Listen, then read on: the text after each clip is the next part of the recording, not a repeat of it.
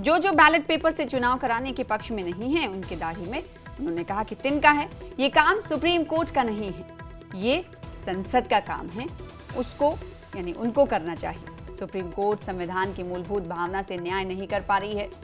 रणदीप सुरजेवाला ने कहा कि कागज से चुनाव कराओ तो निष्पक्षता पर सवाल ही नहीं। तो बड़ी बात रणदीप सुरजेवाला की तरफ से कही गई है। कल संविधान बचाओ दिवस पर मल्लिकार्जुन खड़गे ने उन्होंने कहा कि साफ कह दिया था कि 135 देशों में जब कागजों से चुनाव हो सकता है तो आखिर अपने देश में क्यों नहीं। साथ ही साथ उन्होंने कहा कि अगर बैलेट पेपर से चुनाव हो जाए तो बीजेपी को दिक्कत क्या है, परेशानी क्या है।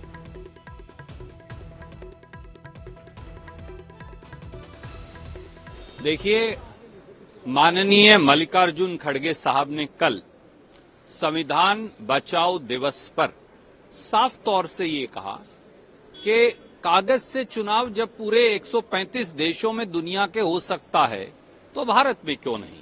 मैं एक नागरिक के तौर पर, पार्टी के सदस्य के तौर पर नहीं, आज आपके माध्यम से देश के लोगों के समक्ष रखता हूं, अगर कागज से चुनाव हो जाएगा, बैलेट से चुनाव हो जाएगा तो उससे बीजेपी डरती क्यों है। जिसको लोगों को जिताना होगा, जिसको लोग वोट देंगे वो जीत जाएगा।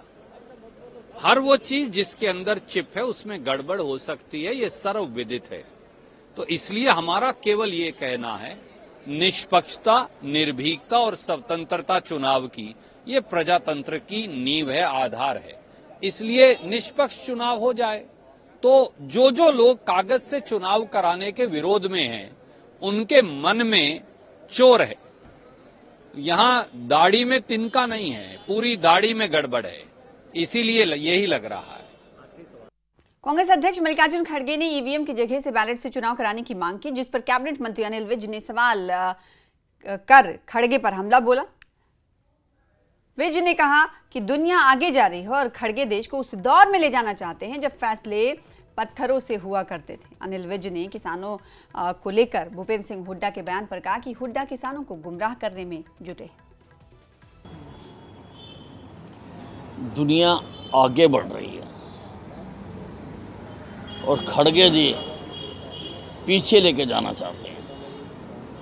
ये तो देश को पाषाण युग में लेके जाना चाहते हैं। पाषाण युग में हार जीत के फैसले पत्थरों से हुआ करते थे। खड़गे जी पीछे लेके जाने की बात कर रहे हैं। भूपेंद्र सिंह हुड्डा जी